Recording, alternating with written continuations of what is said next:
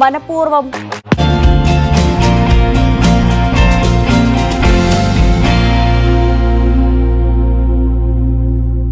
ദക്ഷിണേന്ത്യയിലെ വനങ്ങളിൽ എത്ര ആനകളുണ്ട്? ഇതറിയാനുള്ള കണക്കെടുപ്പിന്റെ നടപടികൾ പുരോഗമിക്കുകയാണ്. 3 ദിവസമായിട്ടാണ് ഈ നടപടികൾ പൂർത്തിയാക്കുന്നത്. നമ്മളിപ്പോൾ ഉള്ളത് നിലമ്പൂർ സൗത്ത് ഡിവിഷനിൽ കരുളായി റേഞ്ചിലാണ്. ഇവിടെ നിന്നും ഈ കണക്കെടുപ്പിന്റെ നടപടിക്കായിട്ട് വനംവകുപ്പിലെ ഉദ്യോഗസ്ഥർ പുറപ്പെടുകയാണ്. ന്യൂസ് 18 സംഘവും ഇന്ന് ഈ നടപടികൾക്കൊപ്പം അവരുടെ കൂടെ സഞ്ചരിക്കുകയാണ്. എങ്ങനെയാണ് ഈ കണക്ക് ശേഖരിക്കുന്നത്, അതിൻ്റെ രീതികൾ എന്തൊക്കെ, അതോടൊപ്പം ഏതെല്ലാം മേഖലകളിലായിരിക്കും ആനക്കൂട്ടങ്ങൾ ഉണ്ടാവുക, അങ്ങനെ വിവിധ തരത്തിലുള്ള കാര്യങ്ങൾ നമ്മൾ വനംവകുപ്പിൻ്റെ കൂടെ സഞ്ചരിച്ച് പ്രേക്ഷകരിലേക്ക് എത്തിക്കുകയാണ്.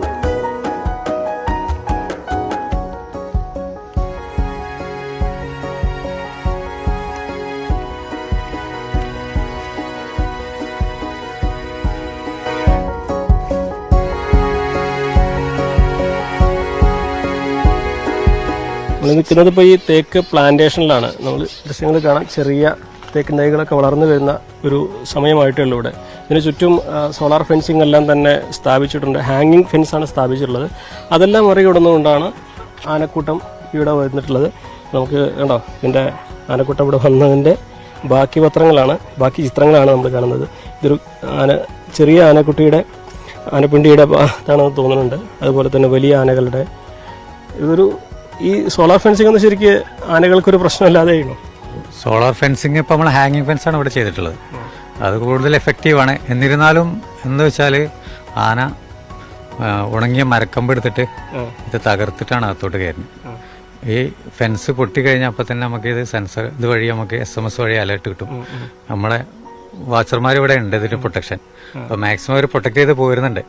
എന്തായാലും ആന പാസ് ചെയ്യുമ്പോൾ മരക്കൊമ്പുകൾ ഇട്ടിട്ട് അല്ലെങ്കിൽ അതിന്റെ കൊമ്പ് കൊണ്ട് അടർത്തിയിട്ട് അത് പൊട്ടിച്ചകത്തോട്ട് കയറണം. ഇളം തളിരിലേക്ക് അതുകൊണ്ട് തിന്നാനൊക്കെ ഭയങ്കര ഇപ്പൊ മഴ ഒന്ന് തുടങ്ങിയോട് കൂടി അതൊന്നും കൂടി ഫ്രഷ് ആയിട്ട് വരികയാണ്.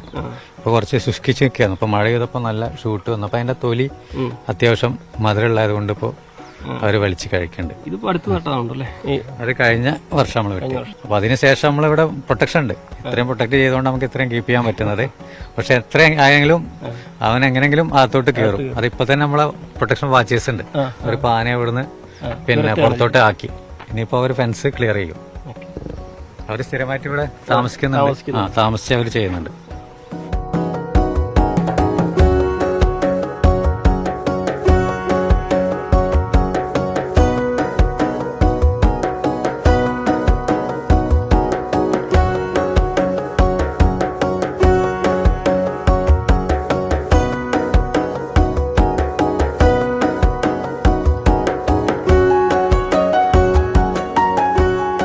ഇതിപ്പോൾ 2ാം ദിവസത്തെ ഈ ഒരു കണക്കെടുപ്പിന്റെ നടപടികളാണ് ഇവിടെ പുരോഗമിക്കുന്നത്. സാർ, എങ്ങനെയാണ് ഇന്നത്തെ ഈ ഒരു കണക്കെടുപ്പിന്റെ കാര്യങ്ങളൊക്കെ? ഇന്നത്തെ കണക്കെടുപ്പിന്റെ കാര്യം എന്ന് പറഞ്ഞാൽ നമ്മൾ ആദ്യമായിട്ടൊരു നിശ്ചിത പോയിന്റിൽ നിന്ന് എടുത്തിട്ട് 1.5 കിലോമീറ്ററോളം നീളം ഒരു ട്രാൻസെറ്റ് വെട്ടാണ് ചെയ്യുന്നത്.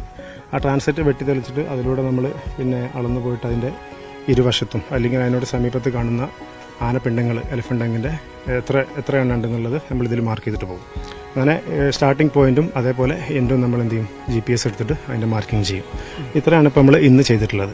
ആന പാസ് ചെയ്യുന്ന വഴി മനസ്സിലാക്കും. ആന പാസ് ചെയ്യുന്ന വഴി മനസ്സിലാക്കാൻ, ആനയുടെ സാന്നിധ്യം എത്രത്തോളം ഉണ്ടെന്നുള്ളത് നമുക്ക് ഈ ആന പിണ്ടങ്ങൾ കാണുമ്പോൾ നമുക്ക് മനസ്സിലാക്കാൻ സാധിക്കും. ഇതുപോലെ മറ്റു ബ്ലോക്കുകൾ സർവേ നടത്തുന്നത്. അപ്പൊ എല്ലാം കൂടി ഒന്നിച്ച് കണക്കിലെടുത്തായിരിക്കും ഇതിന്റെ ഒരു ടോട്ടൽ ഇത് അല്ലേ? എല്ലാം കൂടെ കണക്ട് ചെയ്തിട്ട് ഇപ്പൊ നമ്മൾ പടുക്ക സ്റ്റേഷന്റെ കീഴിൽ ഒരു 7 ബ്ലോക്കാണുള്ളത്. ആ ബ്ലോക്കിൽ എല്ലാവരും ഈ സമയത്ത് നടന്നുകൊണ്ടിരിക്കുകയാണ് ഇതേപോലത്തെ ഈ ട്രാൻസ്ലെറ്റ് എടുക്കുന്ന ഇന്നത്തെ ഈ ട്രാൻസ്ലെറ്റിനോട് സമീപത്തുള്ള അളവെടുക്കുന്ന കാര്യം. അപ്പോൾ അതിനനുസരിച്ച് എല്ലാം കൂടെ കാൽക്കുലേറ്റ് ചെയ്തിട്ടാണ് നമുക്ക് എത്രത്തോളം ആനയുടെ സാന്നിധ്യം നമ്മൾ ഈ സ്റ്റേഷൻ പരിധിയിൽ അല്ലെങ്കിൽ ഓരോ ബ്ലോക്കിലും ഉണ്ട് എന്നുള്ളത് നമുക്ക് മനസ്സിലാക്കി സാധിക്കും. ആനപ്പിണ്ടം പുതിയതാണോ പഴയ അല്ല അതല്ല പുതിയതാണ് പഴയതാണ് എന്നുള്ളതൊക്കെ നമ്മൾ തിരിച്ചറിഞ്ഞിട്ടാണ്. ചിലപ്പോൾ 2 ദിവസമായിരിക്കും, അല്ലെങ്കിൽ 3 ദിവസമായിരിക്കും, അല്ലെങ്കിൽ വളരെ പഴക്കം ചെന്നായിരിക്കും, അങ്ങനെയൊക്കെ ഉണ്ടാവും. അപ്പോൾ അതും കൂടെ നമ്മൾ എന്തൊക്കെ മാർക്ക് ചെയ്യുന്നതിൽ നമ്മളിതിൽ എത്ര മീറ്റർ ദൂരത്താണത്, അല്ലെങ്കിൽ നമ്മൾ ട്രാൻസിറ്റിനോട് എത്ര സമീപത്താണോ അതല്ലെങ്കിൽ കുറച്ച് ദൂരത്താണോ എന്ന് നോക്കിയിട്ട് ആ ദൂരം നമ്മൾ ഏകദേശം ടാപ്പ് പിടിച്ചിട്ട് നമ്മൾ മാർക്ക് ചെയ്യാണ് ചെയ്യുന്നത്. പിന്നെ ഏതാണ് ടൈപ്പ്, അതായത് ഫ്രഷ് ആണോ അതോ പഴയതാണോ, എത്ര ദിവസം പഴക്കണ്ടേ എന്നുള്ളതൊക്കെ നമ്മൾ ഏകദേശം ഒരു അസ്യൂം ചെയ്തിട്ട് നമുക്കത് കാണുമ്പോൾ തന്നെ ഏകദേശം മനസ്സിലാക്കാൻ സാധിക്കും. ഇതിൽ ഓരോ യൂണിറ്റ് ഓരോ മേഖലയിലോ ഈ ട്രാൻസിറ്റ് ലൈനെ എവിടെയെങ്കിലും ക്രോസ് ചെയ്യുന്നുണ്ടോ മറ്റൊരു ടീമിന്റെ ലൈനായിട്ട്? ഇല്ല, നമ്മളെ ബ്ലോക്കിൽ മാത്രം ഒരു ബ്ലോക്കിൽ ഒരു ട്രാൻസിറ്റ് ഉണ്ടാവുള്ളൂ. നമ്മളെ ബ്ലോക്കിൽ ഇന്നലെ ഞങ്ങൾ ഒരു 6-7 കിലോമീറ്ററോളം ചുറ്റി കറങ്ങിയിട്ടുണ്ട്. അപ്പോൾ അതിനനുസരിച്ചുള്ള നമ്മളെ ബ്ലോക്കിലൂടെ ഉള്ള ഒരു ട്രാൻസിറ്റാണ് ഇന്ന് വെട്ടിക്കൊടുത്തത്. സ്വാഭാവികമായിട്ട് ആനത്താര അല്ലെങ്കിൽ ആന കൂടുതൽ പോകുന്ന വഴി തന്നെ തിരഞ്ഞെടുക്കുക അല്ലേ? സ്വാഭാവികമായിട്ടും ആനയുടെ സാന്നിധ്യം കൂടുതലുള്ള ഏരിയയാണ് നമ്മൾ തിരഞ്ഞെടുക്കുക. എന്നാലും നമുക്ക് കാൽക്കുലേറ്റ് ചെയ്യാൻ പറ്റുള്ളൂ. മറ്റേ തീരെ ആനല്ലാതിരുന്നു കഴിഞ്ഞാൽ ആ സ്ഥലത്ത് പോയി കഴിഞ്ഞാൽ നമുക്കൊന്നും ആനയുടെ സാന്നിധ്യം മനസ്സിലാക്കാൻ കഴിയും. എങ്ങനെയാണ് ഇതിൽ കൗണ്ട് ചെയ്യുന്നതിന്റെ ഒരു സയന്റിഫിക് ആയി പിന്നെ അത് നമ്മൾ മൊത്തത്തിൽ എല്ലാ യൂണിറ്റിലും കൂടെ ഉള്ളതിന്റെ എണ്ണം കാൽക്കുലേറ്റ് ചെയ്തിട്ടാണ് നമ്മൾ എത്ര എണ്ണുന്നത്, ഈ ബ്ലോക്കിൽ എത്ര എണ്ണുണ്ട്, അടുത്ത ബ്ലോക്കിൽ എത്ര എണ്ണുണ്ട്, അങ്ങനെ ഇപ്പോൾ മൊത്തം നമ്മൾ കാൽക്കുലേറ്റ് ചെയ്യുമ്പോൾ നമുക്ക് ഈ സ്റ്റേഷൻ പരിധിയിൽ എത്ര ആനകളുണ്ടെന്നുള്ളത് കണക്കാക്കണം. അതിന്റെ നടപടിയാണല്ലോ പുരോഗമിക്കുന്നത്. ഇപ്പോൾ അതിന്റെ നടപടി പുരോഗമിച്ചുകൊണ്ടിരിക്കുന്നു.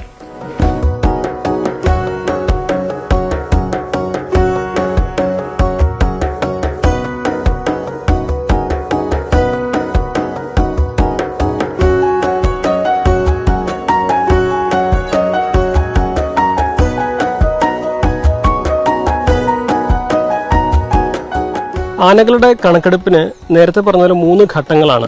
ഒന്ന്, ഒരു ബ്ലോക്ക് കേന്ദ്രീകരിച്ച് ആനകളുടെ എണ്ണം, അതേപോലെ അതിൻ്റെ പ്രത്യേകതകൾ ഇതെല്ലാം തന്നെ അടയാളപ്പെടുത്തുക. രണ്ടാമതായിട്ട് ട്രാൻസിറ്റ്, അത് പോകുന്ന വഴി മനസ്സിലാക്കി അവിടെയുള്ള ആനപ്പിണ്ടങ്ങളുടെ അതിൻ്റെ പഴക്കം, അതിൻ്റെ രീതി അതെല്ലാം രേഖപ്പെടുത്തുക. മൂന്നാമതായിട്ട് ആ ഒരു ബ്ലോക്കിൽ ഏതെങ്കിലും ജലസ്രോതസ്സിനോട് ചേർന്ന് അവിടെ എത്തി ക്യാമ്പ് ചെയ്ത് ആനകളെ നിരീക്ഷിക്കുക. ഇതാണ് മൂന്നാമത്തെ ഘട്ടം. ഇപ്പം ഞാൻ നിൽക്കുന്നത് ഒരു ജലസ്രോതസ്സിൻ്റെ കീഴിൽ, ഇത് വനം വകുപ്പ് തയ്യാറാക്കി കൃത്രിമമായിട്ട് വെള്ളമൊക്കെ വേനൽക്കാലത്ത് നിറച്ച് തയ്യാറാക്കിയ ഒരു ജലസ്രോതസ്സാണ്. ഇവിടെ ആനകൾ എത്താൻ സാധ്യതയുള്ള ഒരിടമാണ്. അതായത് വനം വകുപ്പിൻ്റെ മൂന്നാമത്തെ ഘട്ടം നിരീക്ഷണം ഇവിടെ ആയിരിക്കും ഉണ്ടാവുക. എങ്ങനെയാണ് സാർ ഈ 3-ാം ഘട്ടത്തിൻ്റെ പ്രവർത്തനങ്ങൾ എങ്ങനെയാണ്? മൂന്നാമത്തെ ദിവസം നമ്മൾ നേരത്തെ പറഞ്ഞ പോലെ എണ്ണത്തിനല്ല നമ്മൾ ബേസ് ചെയ്യുന്നത്. അതായത് സെക്സ് റേഷ്യോ, ആണ് പെണ്ണ്, അതുപോലെ കുട്ടികൾ, വരുന്ന തലമുറ എങ്ങനെയാണെന്നുള്ള അറിയാൻ വേണ്ടിയിട്ട്. അപ്പോൾ രാവിലെ 7 മണിക്ക് നമ്മളത് ആരംഭിക്കും. 7 മണിക്ക് നമ്മുടെ ടീം ഈ ഏതെങ്കിലും വാട്ടർ സോഴ്സ്, അതല്ലെങ്കിൽ ഒഴിഞ്ഞ നല്ല വയൽ പോലെ, നല്ല ഗ്രാസ് ലാൻഡ് പോലുള്ള ഏരിയ, അതല്ലെങ്കിൽ ആനയെ കാണാൻ സാധ്യതയുള്ള നദീതീരങ്ങൾ എവിടെ വെച്ചാൽ അവിടെ നമ്മൾ ഈ 4 മണി വരെ, 7 മണിക്ക് ആരംഭിച്ച് 4 മണി വരെ വെയിറ്റ് ചെയ്യും. എന്നിട്ട് അവിടെ ഇരുന്നിട്ട് ആ സമയത്ത് ആനക്കൂട്ടങ്ങൾ വരികയാണെങ്കിൽ അതിനെ നിരീക്ഷിച്ച് ആണ് പെണ്ണ്, അതിന്റെ വലിപ്പം, എണ്ണം നമ്മൾ എഴുതണം. പക്ഷേ എണ്ണത്തെക്കാൾ കൂടുതൽ നമ്മൾ ബേസ് ചെയ്യുന്നത് അതിന്റെ സെക്സ് റേഷ്യോ കാര്യങ്ങളാണ് 3-ാം ദിവസം നമ്മൾ മനസ്സിലാക്കുന്നത്. എന്നിട്ട് അങ്ങനെ ഓരോ ഗ്രൂപ്പുകളും വരുന്നത് നമ്മൾ നോട്ട് ചെയ്യും. നമ്മൾക്ക് തന്ന ആ പ്രിസ്ക്രൈബ്ഡ് ആയിട്ടുള്ള ഒരു ഫോർമാറ്റ് ഉണ്ട്, ആ ഡാറ്റ ഷീറ്റ്, അതിൽ ചെയ്യും. പിന്നെ വേറെ ഗ്രൂപ്പ് അങ്ങനെ 4 മണി വരെ വരുന്നത് മുഴുവൻ നമ്മൾ നോട്ട് ചെയ്തുകൊണ്ടിരിക്കും. അതാണ് 3-ാമത്തെ ദിവസത്തിലെ ആക്ടിവിറ്റി. ഒരു ബ്ലോക്കിലെ ആനകളെ 3 തരത്തിൽ നിരീക്ഷിക്കുകയാണ് നമ്മൾ ഈ 3 ദിവസം കൊണ്ട്. അതെ. അതിൽ നമുക്ക് പല വിവരങ്ങൾ കിട്ടും. ഫസ്റ്റ് ദിവസം നമ്മൾ ഡയറക്റ്റ് ഇതിൽ നമുക്ക് എണ്ണം കിട്ടും. 2-ാം ദിവസം അതിന്റെ ഏതെല്ലാം ഏരിയയിലെ സ്പ്രെഡ് ആയിട്ടുണ്ട് അതിന്റെ പ്രസൻസ് നമുക്ക് അറിയാൻ കഴിയും ആനപ്പിണ്ടം നോക്കിയിട്ട്. 3-ാമത്തെ ദിവസം ഇത് പറഞ്ഞ പോലെ അതിന്റെ സെക്സ് റേഷ്യോ മനസ്സിലാക്കുന്നതിനും പുതിയ തലമുറയ്ക്ക് വേണ്ടി അങ്ങനെ കുഞ്ഞുങ്ങളെ കാര്യങ്ങളൊക്കെ മനസ്സിലാക്കുന്നുണ്ട്. എണ്ണവും നമ്മൾ അതിൽ കാൽക്കുലേറ്റ് ചെയ്യും. എത്ര ഗ്രൂപ്പ് വന്നു, എത്ര എണ്ണം ഉണ്ട്, ആണ് പെണ്ണ് ഉള്ള കാര്യങ്ങളെല്ലാം ഇതിന്റെ എല്ലാം ക്രോഡീകരിച്ചാണ് ആനകളുടെ ഏകദേശം കണക്ക്. 3 ദിവസം ക്രോഡീകരിച്ച ഈ ഡാറ്റകളെല്ലാം നമ്മൾ അനലൈസ് ചെയ്തിട്ട്, അതിന് എക്സ്പെർട്ട് ടീം തന്നെ ഉണ്ട്, അനലൈസ് ചെയ്തിട്ടാണ് നമ്മൾ ഈ ലാസ്റ്റ് ഒരു എണ്ണത്തിലേക്ക് എത്തിപ്പെടുന്നത്. നമ്മൾ നിൽക്കുന്ന സ്ഥലത്തിന് പ്രത്യേകത, ഇത് വനംവകുപ്പ് തന്നെ വെള്ളമൊക്കെ ഇതാക്കി തയ്യാറാക്കിയതാണ്. അതായത് നമ്മൾക്ക് ഏറ്റവും ഇപ്പോൾ അറിയാലോ, കാലാവസ്ഥാ വ്യതിയാനം കാരണം പൊതുവെ വെള്ളം കുറവാണ്. അപ്പം നമ്മൾ ആദ്യം തൊട്ട് തന്നെ പ്രത്യേകിച്ച് വൈൽഡ് ലൈഫ് സാങ്ച്വറികളിലും പിന്നെ പ്രൊട്ടക്റ്റഡ് ഏരിയകൾ, നാഷണൽ പാർക്ക് മേഖലയിലൊക്കെ നമ്മൾ ചെയ്യുന്ന പ്രധാനപ്പെട്ട ഒരു മാനേജ്മെന്റാണ് വെള്ളം അവൈലബിലിറ്റി ആക്കുക എന്നുള്ളത്. അതിന്റെ ഭാഗമായിട്ട് എവിടെങ്കിലും വെള്ളം ഉണ്ടെങ്കിൽ അവിടെ നമ്മൾ കൂടുതൽ നല്ല രീതിയിൽ സ്റ്റോർ ചെയ്യുന്ന വിധത്തിലേക്ക് വാട്ടർ ഹോളുകൾ ഉണ്ടാക്കും. അതുപോലെ സ്ട്രീമുകളാണെങ്കിൽ നമ്മൾ ചെക്ക് ഡാം കെട്ടി അതിൽ വെള്ളം സ്റ്റോർ ചെയ്യും. ഇത്തരം സമയങ്ങളിൽ ആനകൾക്കെന്നല്ല എല്ലാ വൈൽഡ് ലൈഫിനും വെള്ളം ആവശ്യമാണ്. അതുകൊണ്ട് മിക്കവാറും ഇവിടെ പ്രസൻസ് ഉണ്ടാവും. കാരണം നമുക്ക് ചുറ്റുപാട് നോക്കിക്കഴിഞ്ഞാൽ അറിയാം ആനയുടെ പെരുമാറ്റമുണ്ട്, മാനുകൾ എല്ലാം ഈ മരത്തിലൊക്കെ നോക്കിക്കഴിഞ്ഞാൽ അറിയാം. അപ്പോൾ ഒരു വൈകുന്നേരം രാവിലെ സമയത്തൊക്കെ വന്നു കഴിഞ്ഞാൽ മിക്കവാറും നമുക്ക് കാണാൻ സമയം. അത് മരത്തിൽ ആനയ്ക്കാണെങ്കിൽ ഇവിടെ വന്ന് വെള്ളം കുടിക്കുന്ന സമയത്ത് അവർ ഈ ചൂടുണ്ടാവണം, ഈ മണ്ണ് കാര്യങ്ങളൊക്കെ അതിൽ ഇങ്ങനെ വരസും പുറം വെച്ചിട്ട് വരസും.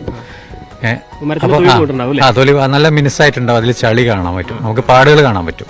അപ്പൊ അത് കണ്ടാൽ നമുക്ക് മനസ്സിലാക്കാം. ഇത് ചതുപ്പ് നിലയായിരുന്നു, ഇത് തടാകം പോലെയാക്കി വനം വകുപ്പിന്റെ. അതെ അതെ അതെ അതെ അത് നമ്മള് പീരിയോഡിക്കലി പിന്നെ അതിലെ ചളികളൊക്കെ ഊരിട്ട് ഡീസിൽറ്റ് ചെയ്ത് കളയാറുണ്ട്. എന്നിട്ട് വെള്ളത്തിന്റെ ലഭ്യത നമ്മള് വേനൽക്കാലത്ത് ഉറപ്പുവരുത്തും. അത് പ്രധാനമായിട്ടും മാൻ അനിമൽ, അതായത് ഹ്യൂമൻ വൈൽഡ് ലൈഫിന്റെ കോൺഫ്ലിക്റ്റ് ഒഴിവാക്കുന്നതിന് നമുക്ക് പ്രധാനമായിട്ടും ഇപ്പോൾ പ്രൊജക്ട് പറയുന്ന ഒരു കാര്യം ഇതാണ്. അവർക്ക് വെള്ളത്തിന്റെ സ്കേഴ്സിറ്റി ഒഴിവാക്കാൻ വേണ്ടിയിട്ട് മാക്സിമം വാട്ടർ ഹോൾസുകൾ നമ്മൾ കാട്ടിനകത്ത് തന്നെ ഉണ്ടാക്കുകയും അവരെ കാട്ടിനകത്ത് തന്നെ നിർത്താനുള്ള ഒരു പ്രൊജക്റ്റാണ് ഇനി നമ്മൾ ചെയ്യാൻ പോകുന്നത്.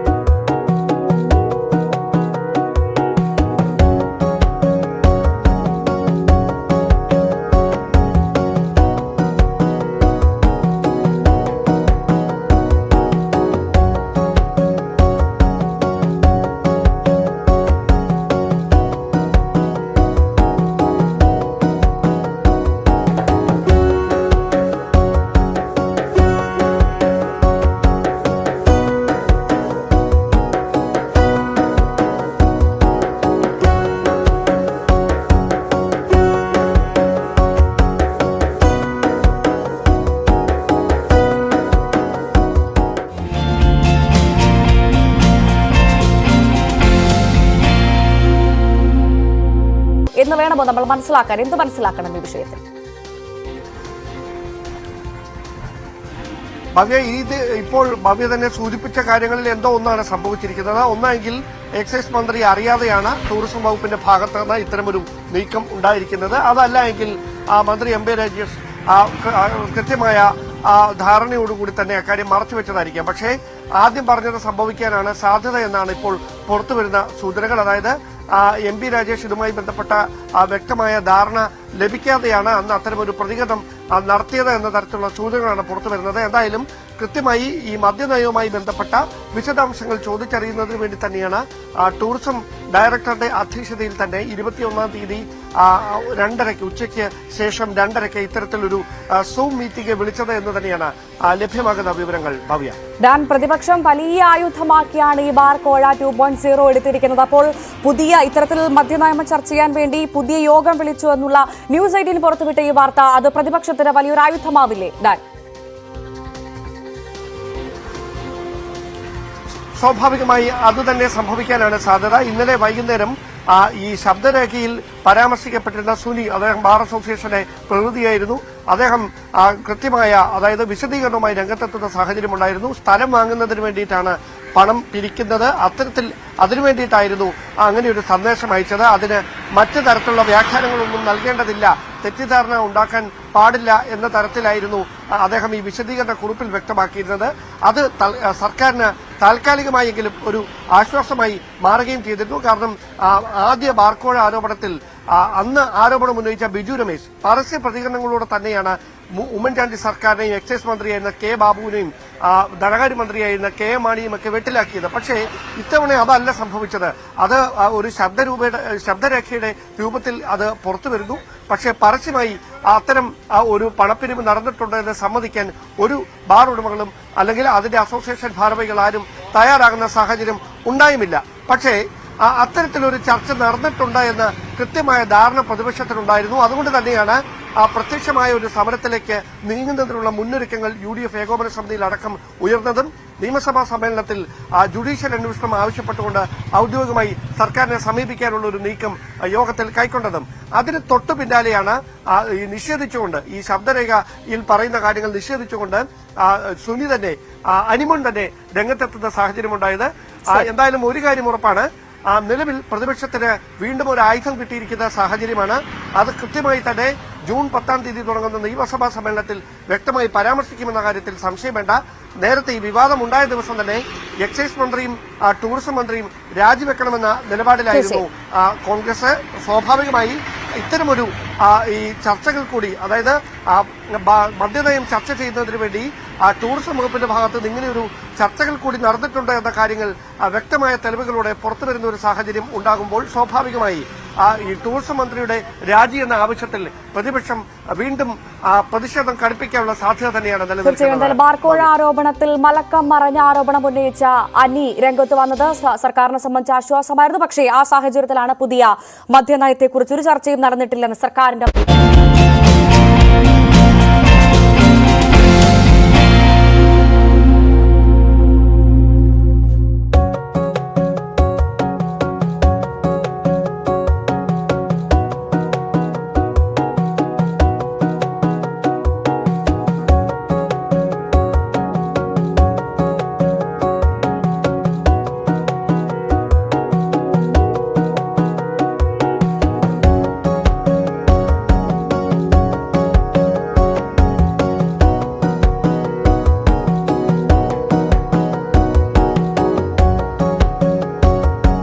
ശരിക്കും ഈ ആനകളുടെ കണക്കെടുപ്പ് 3 ദിവസം വനം വകുപ്പ് എടുക്കുന്ന നടപടികൾ വലിയ റിസ്ക്കുള്ളതാണ്. കാരണം പലപ്പോഴും കാട്ടിനുള്ളിൽ തങ്ങി അവിടുത്തെ മഞ്ഞാണെങ്കിൽ മഴയാണെങ്കിൽ മഴ, അതെല്ലാം അതിജീവിച്ചുകൊണ്ടാണ് അവർ ഈ മിഷൻ പൂർത്തീകരിക്കുന്നത്. നമ്മോടൊപ്പം ഈ ഒരു മിഷൻ പങ്കെടുക്കുന്ന ടീം ചേരുന്നുണ്ട്. എങ്ങനെയാണ് ഈ ഒരു 3 ദിവസത്തെ മിഷൻ നിങ്ങൾ അക്കംപ്ലിഷ് ചെയ്യുന്നത്? എത്രമാത്രം റിസ്ക് ആണ് ഇതിനുള്ളത്? ഞങ്ങളെ സംബന്ധിച്ചിടത്തോളം വളരെ റിസ്ക്കാണ് ഈ കാലാവസ്ഥ, പ്രതികൂലമായ കാലാവസ്ഥ ഉള്ളത്. പിന്നെ മഴയാണെങ്കിലും വെയിലാണെങ്കിലും എന്താണെങ്കിലും എന്ത് റിസ്ക് ഉണ്ടെങ്കിലും നമ്മൾ ഇത് പിന്നെ ചെയ്യാൻ ബാധ്യസ്ഥരാണല്ലോ. അതുകൊണ്ട് നമ്മളിത് എന്ത് ബുദ്ധിമുട്ട് സഹിച്ചിട്ടാണെങ്കിലും നമ്മളിത് ഈ മിഷൻ ഞങ്ങൾ പൂർത്തീകരിക്കും. സാധാരണ ഉൾക്കാട്ട് പോയാൽ തിരിച്ച് സ്റ്റേഷനിൽ എത്താൻ പറ്റാത്ത സാഹചര്യങ്ങളൊക്കെ ഉണ്ടാവാറുണ്ടല്ലോ. അപ്പോൾ എങ്ങനെയാണ് ആ ദിവസമൊക്കെ തങ്ങുക? രാത്രി എന്താ ചെയ്യുക? ആ ദിവസം നമ്മളവിടെ ക്യാമ്പ് ചെയ്തിട്ട് നമ്മൾ ഷെഡൊക്കെ താൽക്കാലികമായിട്ട് ടാർപ്പായൊക്കെ വലിച്ചു കെട്ടിയിട്ട് ഷെഡ് ഉണ്ടാക്കിയിട്ട് നമ്മൾ ഭക്ഷണമൊക്കെ ഉണ്ടാക്കിയിട്ട് അവിടെ പിന്നെ തങ്ങുകയാണ് ചെയ്യുക. പിന്നെ അടുത്ത ദിവസം 7 മണിക്ക് സ്റ്റാർട്ട് ചെയ്യണമെന്നുണ്ടെങ്കിൽ നമ്മൾ തിരിച്ചു വന്നു കഴിഞ്ഞാൽ ഞങ്ങൾക്ക് അവിടെ എത്തിപ്പെടാൻ കഴിയില്ല. അതുകൊണ്ട് കുറച്ച് റിസ്ക് എടുത്തിട്ടാണെങ്കിലും ചിലപ്പോൾ ഈ മഴ പെയ്യുമ്പോൾ മഴയൊക്കെ ഉണ്ടാകുമ്പോൾ മഴയും മഞ്ഞും ഒക്കെ ഉണ്ട്. പല ഉൾക്കാട്ടിലേക്ക് പോയി കഴിഞ്ഞാൽ മഞ്ഞ് പെയ്തുകൊണ്ടേയിരിക്കും. ഇപ്പോൾ തണുപ്പും അതൊക്കെ വകവെക്കാതെ തന്നെയാണ് നമ്മളെ പിന്നെ സ്റ്റാഫ് ഇതിന് വേണ്ടിയിട്ട് രംഗത്തിറങ്ങിയിട്ടുള്ളത്. രാത്രി സുരക്ഷിതമായ ഒരിടം കണ്ടെത്തി ക്യാമ്പ് ചെയ്യുക അല്ലേ? അതാണ് ഏറ്റവും വലിയ പ്രധാനം. സുരക്ഷിതമായ ഒരിടം കണ്ടെത്തി പിന്നെ ക്യാമ്പ് ചെയ്യുക. പക്ഷേ നമ്മുടെ കോൺഫിഡൻസ് ഉണ്ടല്ലോ, നമ്മുടെ ആത്മവിശ്വാസം, നമുക്ക് ഒന്നും വരില്ല എന്നുള്ളൊരു ആത്മവിശ്വാസം, അത് തന്നെയാണ് നമ്മുടെ ഏറ്റവും വലിയ വിശ്വാസം. എത്ര പേര് ടീമിലുണ്ടാവും? സാധാരണ 5 പേര്. സാധാരണ പിന്നെ ഒരു 3 സ്റ്റാഫും ഒരു 4 വാച്ചർമാരും അല്ലെങ്കിൽ 3 വാച്ചർമാരും, അങ്ങനെ 5 6 പേര്, അല്ലെങ്കിൽ മാക്സിമം പോയാൽ ഒരു 6 പേര് അല്ലെങ്കിൽ ഒരു 5. മേഖലയെ പറ്റി കൃത്യമായി അറിയുന്ന ആളുകൾ, ഇത് പരിചയമുള്ള ആളുകൾ, ഇതിനോട് ബന്ധപ്പെട്ട ഒരുപാട് വർഷമായിട്ട് ഇപ്പോൾ നമ്മുടെ കൂടെയുള്ള ആളുകൾ, ഇവരൊക്കെ വാച്ചർമാർ ഒരുപാട് വർഷങ്ങളോളമായിട്ട് ഈ രംഗത്ത് പ്രവർത്തിക്കുന്ന ആളുകളാണ്. ഇവർക്ക് ഈ കാടിന്റെ പിന്നെ മുക്കും മൂലകളൊക്കെ അറിയാം. അതുകൊണ്ട് ഇവരുടെ സഹായം ഉണ്ടായതുകൊണ്ടാണ് ഞങ്ങൾക്ക് ഈ പ്രോസസ്സ് ഏറ്റവും കൂടുതൽ എളുപ്പമാക്കി തീർക്കാൻ സാധിക്കും. ഏത് വഴി ആന പോകും, ഏത് വഴിയാണ് അല്ലേ, എവിടെയാണ് ആനയുടെ സാന്നിധ്യം കൂടുതലുള്ളത്, ഏത് വഴി കൂടെയാണ് പോകുന്നത് എന്നൊക്കെ പെട്ടെന്ന് ഇവർക്ക് അറിയാൻ സാധിക്കും. ഇതിനിടയിൽ ഏതെങ്കിലും വന്യജീവികൾ ആക്രമിക്കുന്ന ഒരു അനുഭവം ഉണ്ടായിട്ടുണ്ടോ ഇങ്ങനത്തെ മിഷൻ? ആക്രമിക്കുന്ന അനുഭവങ്ങൾ ഉണ്ടായിട്ടുണ്ട്. അതായത് പിന്നെ നമ്മൾ ആക്രമണത്തിൽ നിന്ന് രക്ഷപ്പെടാനുണ്ടായിട്ടുള്ളത്. രക്ഷപ്പെടും. അതെ, നമ്മളെ സേഫ്റ്റി നമ്മൾ നോക്കണമല്ലോ. മേഡം, എങ്ങനെയാണ് ഒരു വലിയ റിസ്ക് ഉള്ള ഒരു മിഷനാണല്ലോ അത്? മേഡത്തിന്റെ അനുഭവം എങ്ങനെയാണ്? ഇപ്പോൾ കഴിഞ്ഞ പ്രാവശ്യത്തെ പോലെയല്ലേ, ഇപ്രാവശ്യം നമുക്ക് മഴയും കൂടി ഉള്ളതുകൊണ്ട് അതിൻ്റെ ഒരു ബുദ്ധിമുട്ടുണ്ടായിരുന്നു. ഇന്നലെ രാവിലെ നമ്മൾ തുടങ്ങിയ തൊട്ട് അവസാനിക്കുന്നത് വരെ മഴയായിരുന്നു. അതിനിടയ്ക്ക് 3 സ്ഥലങ്ങളിൽ വെച്ചിട്ട് ഞങ്ങൾ ആനേനെ കണ്ടു. ആനേനെ കണ്ടിട്ട് ഫോട്ടോ എടുക്കാനുള്ളൊരു ഇതുണ്ടായിരുന്നില്ല. നമ്മൾ പെട്ടെന്ന് അവിടുന്ന് ആ ഒരു GPS പോയിന്റ് എടുത്തിട്ട് ഫോട്ടോ എടുക്കാൻ പറ്റാതെ നമ്മൾ വേഗം ആനേനെ കണ്ട സ്ഥലത്ത് നിന്ന് മാറി പോവുകയാണ് ചെയ്തത്. അപ്പോൾ അങ്ങനെ കഴിഞ്ഞ പ്രാവശ്യം വേനലിലായിരുന്നു, മെയ് അറിയാലോ, വേനലിലായിരുന്നു. അപ്പൊ അതുകൊണ്ട് ഈ മഴയും മഞ്ഞൊക്കെ ഉള്ളപ്പോൾ ഇതിന്റെ കണക്കെടുപ്പ് വലിയ ബുദ്ധിമുട്ട് തന്നെയല്ലേ? തീർച്ചയായിട്ടും വളരെ ബുദ്ധിമുട്ട് തന്നെയാണ്. ഇപ്പോൾ നമ്മളെ വേറെ ഇപ്പൊ നമുക്ക് ഈ ഒരു ഭാഗത്ത് കുറച്ച് കുഴപ്പമില്ല, ടെറൈനൊക്കെ പ്ലെയിൻ ആയിട്ടുള്ള ടെറൈനാണ്, നടന്നു പോകാൻ ബുദ്ധിമുട്ടില്ല. പക്ഷെ നമ്മൾ പുലിമുണ്ട അതേപോലെ മുക്കുരുത്തി അവിടെയൊക്കെ പോയ സ്റ്റാഫ് നല്ല ബുദ്ധിമുട്ടിയിട്ടുണ്ട്. കാരണം മഴയാണ്, അവർക്ക് ഫുഡൊക്കെ കുക്ക് ചെയ്യാനൊക്കെ അവിടെ സ്റ്റേ ചെയ്യാണല്ലോ, അപ്പൊ അവർക്ക് ഫുഡൊന്നും കുക്ക് ചെയ്യാൻ പറ്റാത്ത ഒരു സാഹചര്യം, ഭയങ്കര തണുപ്പും മഞ്ഞും കോടയും ഒക്കെ ആയിട്ട് ഭയങ്കര ബുദ്ധിമുട്ട്. കുറച്ച് അതായത് നമ്മൾ കോടയൊക്കെ മാറി കോടുള്ള സമയത്ത് തൊട്ടടുത്ത് നിൽക്കുന്ന ആൾക്കാരെ തന്നെ, കുറച്ച് അവിടെ അകലെ നിൽക്കുന്ന ആൾക്കാരെ തന്നെ കാണാൻ പറ്റാത്തൊരു അവസ്ഥയാണുള്ളത്. ആ സമയത്ത് ഉണ്ടോന്നല്ലോ പറയാൻ പോലും പറ്റില്ല. പറയാൻ പോലും പറ്റില്ല. ശരിക്കൊരു ഇങ്ങനത്തെ വലിയൊരു കൊടുങ്കാട്ടിലേക്കൊക്കെ മിഷന് പോകുമ്പോൾ നമ്മൾ ഡ്യൂട്ടിയാണ് ചെയ്യുന്നത് എങ്കിൽ പോലും ഒരു ഭയം ഉണ്ടാവാറുണ്ടോ? തുടക്കത്തിലുണ്ടായിരുന്നു, ആദ്യം ഉണ്ടായിരുന്നു. പിന്നെ നമ്മൾ അങ്ങനെ ഇതുവരെ അങ്ങനെ ഒരു അവസ്ഥ ഇല്ലാത്തതുകൊണ്ട്, അങ്ങനെ ഒരു ഇതിൽ പെടാത്തതുകൊണ്ട് ഒരു ധൈര്യത്തിൽ ഇങ്ങനെ, ഞാൻ പറഞ്ഞില്ലേ നമ്മള് വാച്ചർമാര് കൂടെ ഉണ്ടാവും, അപ്പൊ അവരുള്ള ആ ഒരു കോൺഫിഡൻസിൽ നമ്മൾ ധൈര്യത്തോടു കൂടി അങ്ങോട്ട് പോവുക എന്നുള്ളതാണ്. അവർക്കും ഈ കാര്യങ്ങൾ പറയാണ്ടാവൂലോ. ഞാൻ 16 വർഷമായി, ഇയാള് 22 വർഷമായി, മറ്റേ 20 വർഷമായി. ഈ നാടിനേക്കാൾ കൂടുതൽ കാടിൽ ഓരോ കാടാണ് നമ്മളെ ജീവിതം, ജീവിതം തന്നെ കാടാണ്. ഇനിയിപ്പോ റിട്ടയർഡ് ശരിക്ക് സാധാരണ എല്ലാ ദിവസവും എന്നുള്ള പോലെ നിങ്ങൾ കാടിന്റെ മുക്കും മൂലയൊക്കെ കാണുന്നവരാണ്. എല്ലാം കാണും. പക്ഷേ ഈ ഒരു സെൻസസിന് വരുമ്പോൾ നിങ്ങൾ കൂടുതൽ എന്തൊക്കെ ശ്രദ്ധിക്കും? സെൻസസിന് വരുമ്പോ ഇപ്പൊ സാറ് പറഞ്ഞ അതേ മോഡൽ തന്നെ, ആനയുടെ സഞ്ചാരപാതം, അതുപോലെ തന്നെ വെള്ളം കുടിക്കാൻ വരുന്ന സ്ഥലം, അതുപോലെ തന്നെ ഇത് കാഷ്ടത്തിന്റെ ഇതിന്റെയൊക്കെ പിണ്ടത്തിന്റെ ഒക്കെ പഴക്കം നോക്കിയിട്ട് അവർ ചെയ്യുന്ന അതേ പ്രവർത്തനം. പക്ഷെ നമുക്ക് ഈ വഴി അറിയുന്നുള്ളതാണ് നമ്മൾ വഴി അറിയുന്നുള്ളതാണ് പ്രത്യേകത. ഇവിടെ ജനിച്ചു വളർന്നു, വഴി അറിയ, ചെറുപ്പം മുതൽ എവിടെയാണ്. സാധാരണ നമുക്കൊക്കെ ഈ കാട്ടിൽ ഏത് ദിക്കിൽ പോയാലും മേഘം കൂടി ഉണ്ടെങ്കിൽ ഇത് കിഴക്കോ പടിഞ്ഞാറോ പറയാൻ കഴിയില്ല. അതൊക്കെ ഞങ്ങൾ കിഴക്ക് പടിഞ്ഞാറൊക്കെ നോക്കിയിട്ട് തന്നെയാണ് സഞ്ചരിക്കാറ്. അഥവാ വഴി തെറ്റിപ്പോയാല്, ഇപ്പൊ ഞങ്ങളൊക്കെ നാട്ടിൽ പോയ കാലത്ത് പറയും പൊട്ടിയിരിക്കാറ്, വഴിയൊക്കെ മാറിപ്പോകുന്ന, അപ്പൊ ഞങ്ങള് സൂര്യന്റെ സഞ്ചാരപഥം നോക്കിയിട്ട് തന്നെയാണ് നാട്ടിൽ ഇറങ്ങുന്നത്. അങ്ങനെ ഉണ്ടായിട്ടുണ്ടോ വഴി? അങ്ങനെ പല പ്രാവശ്യം ഉണ്ടായിട്ടുണ്ട്, ഇവിടുന്ന് തന്നെ അനുഭവിച്ചിട്ടുണ്ട്. ഞാൻ പെട്ടെന്നൊരു ഇത് മോഡല് എല്ലാ ഭാഗം നോക്കും ഒരേപോലെ തന്നെ തോന്നുന്നു, ഒരേ മോഡൽ തോന്നുന്നു. ആ കടലിൽ ചെന്ന മോഡൽ, നടുക്കടലിൽ കയറി തന്നെ തോന്നും, എല്ലാ ഭാഗം പിന്നെ ഒരേമാതിരി തോന്നും. അതിൽ തന്നെ പൊട്ടിത്തിരിക്കും. പിന്നെ കുറെ കുറച്ച് ചുറ്റിയിട്ട് ഒരു ലൈൻ ഇട്ടിട്ട് അങ്ങനെ ഇറങ്ങും ഞങ്ങള്. പോകുന്ന വഴി അടയാളം വെക്കും. അടയാളം വെക്കും. വലിയ വലിയ ബുദ്ധിമുട്ടുള്ള സ്ഥലത്ത് നമ്മള് മറക്കുന്ന സ്ഥലത്തൊക്കെ അടയാളം വെച്ചിട്ടൊക്കെ മറിഞ്ഞെടുക്കാം. അങ്ങനെയൊക്കെയാണ്. ഇതിന് ഏതെങ്കിലും സമയത്ത് നമ്മൾ അന്യജീവികൾ ആക്രമിക്കുക ഓടുകയോ ചെയ്തിട്ടുണ്ടോ? ഓടിക്കാനൊക്കെ ഓടിച്ചിട്ടുണ്ട്. ഓടിച്ച് ഞങ്ങളൊക്കെ ഓരോ ഭാഗത്തേക്കൊക്കെ ഓടിക്കൊണ്ട് ഞങ്ങൾ കഴിച്ചിലായിട്ടുണ്ട്. വേറെ അതിന്റെ മുന്നിലൊന്നും പെട്ടിട്ടില്ല. അത് എന്നാലും പോണ സമയത്ത് പല സ്ഥലത്തും നമ്മൾ കാണലുണ്ട്. ഈ ആനകൾ കൂടുതലായിട്ട് അവരെ കുഞ്ഞുങ്ങളുള്ളപ്പോഴാണല്ലേ അതിന്റെ ഒരു കുഞ്ഞുങ്ങളുണ്ടാവും. പിന്നെ അത് ഈ കൂട്ടുണ്ടെങ്കിൽ നമുക്ക് വലിയ പ്രശ്നമൊന്നുമില്ല. ഈ ഒറ്റ ആനയാണ് പേടിക്കാറ്. കൂട്ടത്തിനൊക്കെ നമുക്ക് നമ്മളെ ശബ്ദം ഇതൊക്കെ കേട്ട് കഴിഞ്ഞാൽ ഒക്കെ മാറിത്തരും. ഒറ്റയാനെയാണ് മനുഷ്യനെ വരവേക്കുന്നത്. ഈ സാധാരണഗതിയിൽ ഭക്ഷണമൊക്കെ കരുതിയിട്ടാണല്ലോ വരിക. ഇന്ന് ഭക്ഷണം ഇല്ലെങ്കിൽ കാട്ടിനുള്ളിൽ ഭക്ഷണം കണ്ടെത്തും. എങ്ങനെ? കാട്ടിന്റെ ഉള്ളിൽ നിന്ന് അങ്ങനെ ആദ്യമൊക്കെ എനിക്ക് പഴങ്ങളൊക്കെ കിട്ടിയിരുന്നു, മാങ്ങ അങ്ങനത്തെ ഒക്കെ. പിന്നെ അങ്ങനെ കിട്ടാറില്ല. ഇങ്ങനെയല്ല, വെള്ളം ചോല വെള്ളമൊക്കെ കുടിക്കും. അപ്പൊ പിന്നെ അതിന്റെ പരിശുദ്ധി ഒന്നും നമ്മൾ നോക്കില്ല. ജീവൻ നിലനിർത്തല് അങ്ങനെ കുടിക്കും. എന്നാണെങ്കിൽ ഒരു മിഷൻ സക്സസ്ഫുൾ ആയിട്ട് പൂർത്തീകരിക്കാൻ പോകുമ്പോൾ ഈ ഒരു നിൽക്കുന്ന റിസ്ക് ഒക്കെ അത് വലിയൊരു സംതൃപ്തി നൽകുന്നതാവുമല്ലോ അല്ലേ? വളരെ സംതൃപ്തിയാണ്, വളരെ സംതൃപ്തിയുണ്ട്. കാരണം നമ്മൾ ഇത്ര റിസ്ക് എടുത്തിട്ടും ഇത് പിന്നെ പൂർത്തീകരിക്കാൻ സാധിക്കുന്നുണ്ടല്ലോ എന്നുള്ള ഒരു സംതൃപ്തി. സാർ, എത്രമാത്രം പ്രാധാന്യമുണ്ട് ഈ ഒരു കണക്കെടുപ്പിന്? നമ്മൾ ആനകളുടെ ഒരു സംരക്ഷണവും എല്ലാം കൂടി കണക്കെടുക്കുമ്പോൾ എത്രമാത്രം പ്രധാനപ്പെട്ടതാണ് ഈ ഒരു കണക്കെടുപ്പ്? തീർച്ചയായിട്ടും ഞാൻ പറയില്ല, ഇപ്പോൾ ഹ്യൂമൻ വൈൽഡ് ലൈഫ് കോൺഫ്ലിക്റ്റിന്റെ ഒരു സാഹചര്യത്തിൽ നമ്മൾക്ക് എല്ലാം സ്റ്റാറ്റസും അറിയുന്നത് വളരെ പ്രധാനമാണ്. കാരണം നമ്മൾ ഏതൊരു കാര്യം പ്രസന്റ് ചെയ്യുകയാണെങ്കിലും എന്താണ് അതിന്റെ അടിസ്ഥാനം എന്നറിയണമെങ്കിൽ തീർച്ചയായിട്ടും വൈൽഡ് ലൈഫിന്റെ കണക്കെടുപ്പ് നമുക്ക് ആവശ്യമാണ്. പിന്നെ പ്രൊട്ടക്ഷൻ നമുക്കത് ആവശ്യമാണ്. അപ്പോൾ അതുകൊണ്ട് തന്നെ ഇതിന് വളരെ മുൻതൂക്കം കൊടുത്തപ്പോൾ നമ്മൾ കഴിഞ്ഞ വർഷം ചെയ്തു. സാധാരണ നമ്മളൊരു ഗ്യാപ്പ് കഴിഞ്ഞിട്ടാണ് ചെയ്യാറ്. ഇപ്പോൾ ഈ വർഷം വീണ്ടും ചെയ്തു. അപ്പോൾ അതിൻ്റെ ഒരു പ്രാധാന്യം ഈ പറഞ്ഞാൽ ഈ ആധുനിക ഘട്ടത്തിൽ മനുഷ്യനുമായിട്ട് വൈൽഡ് ലൈഫ് ഇടപഴകുമ്പോൾ പലർക്കും പലതാണ്. വൈൽഡ് ലൈഫ് കൂടുന്നു എന്നുള്ളതൊക്കെ. പക്ഷേ അത് ഒരു പരിധിവരെ ശരിയൊക്കെ. എന്നിരുന്നാൽ അതിലാലും എനിക്ക് തോന്നുന്നത് ഈ കാലാവസ്ഥാ വ്യതിയാനവും ഭക്ഷണത്തിന്റെ ഇതും ഈ മാറ്റങ്ങളൊക്കെ ആയിരിക്കാം. എണ്ണം കൂടുന്നില്ലേ കാര്യമായിട്ട്? എണ്ണത്തിൽ വർധനവുണ്ടാവും. സ്ലൈറ്റ് വേരിയേഷൻ കൊണ്ടൊക്കെ വരുന്നുണ്ട്. പക്ഷെ എന്നാലും അത് ബാലൻസ് ചെയ്യും. പിന്നെ പ്രകൃതി അതിനെ ബാലൻസ് ചെയ്യും. അതായത് ഒരു ക്യാരിയിങ് കപ്പാസിറ്റി മാക്സിമം കീപ്പ് ചെയ്യും. ആ നിലക്കാണ് പ്രകൃതി. കാലത്തൊക്കെ ആനവേട്ടയൊക്കെ ഒരുപാട് കാലം അത്തരത്തിലുള്ള ആനകളുടെ എണ്ണത്തിൽ വലിയ കുറവ് വന്നിരുന്നല്ലോ. ആ ഒരു സാഹചര്യത്തിൽ നിന്നും ആനകളുടെ എണ്ണം സ്റ്റഡി ആയിട്ട് നിൽക്കുന്നു, അല്ലെങ്കിൽ അല്പം വർധനമുണ്ട്, അങ്ങനെ എത്തിയല്ലേ? ശരി. അതെ, തീർച്ചയായിട്ടും നമ്മളെ പ്രൊട്ടക്ഷൻ അതിന് വളരെ നല്ലൊരു ഇത് ചെയ്യുന്നുണ്ട്. കാരണം പഴയ പോലുള്ള ജനങ്ങളുടെ കടന്നുകയറ്റങ്ങളോ കാര്യങ്ങളോ ഇതൊന്നും ഇല്ല, ഒട്ടും തന്നെ ഇല്ല തന്നെ, വളരെ റെയറായിട്ട് മാത്രമേ നമുക്കേ ഉള്ളൂ. അപ്പൊ അതുകൊണ്ട് തന്നെ സംരക്ഷണം കൂടുതൽ വന്നു. അപ്പൊ പിന്നെ ജനങ്ങളുമായിട്ട് ആന ഇടപഴകുന്ന ഒരു അവസ്ഥയിലേക്ക് കൂടെ വന്നു. ആനയിപ്പോ ജനങ്ങളുടെ ഭാഗത്ത് ആന കാണുന്നു എന്നുള്ളത് ഈ ആനകളുടെ കണക്കെടുപ്പ് മനുഷ്യന്റെ നിലനിൽപ്പിന് വേണ്ടിയിട്ടാണ് അല്ലേ? തീർച്ചയായിട്ടും മനുഷ്യന്റെ നിലനിൽപ്പും അതുപോലെ തന്നെ അവരുടെ നിലനിൽപ്പും. കാരണം ഇത് രണ്ടും ഒരുപോലെ നമുക്ക് മാനേജ് ചെയ്ത് പോകണല്ലോ. അപ്പൊ അതിന്റെ ഒരു സയന്റിഫിക് ഒരു മെത്തേഡായിട്ട് നമുക്കിത് കണക്കൂട്ടാം.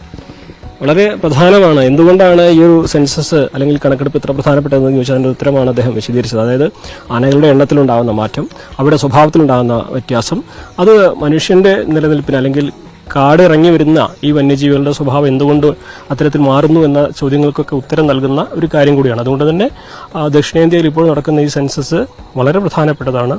അത് വരും കാലത്തേക്ക് ഒരു ദിശ സൂചിക കൂടിയാണ്. കാരണം മാറി വരുന്ന കാലാവസ്ഥാ വൈവിധ്യമാകട്ടെ, മറ്റ് വ്യതിയാനങ്ങളാവട്ടെ, അതൊക്കെ ജീവികളുടെ സ്വഭാവത്തിലും എത്രമാത്രം മാറ്റം വരുത്തി എന്നത് ഈ പ്രകൃതിയുടെ തന്നെ മാറ്റങ്ങളെ അറിയാനുള്ള ഒരു ദിശ സൂചികയാണ്. അതുകൊണ്ട് തന്നെയാണ് ഈ ഒരു സെൻസസ് വളരെ പ്രധാനപ്പെട്ടതാകുന്നതും.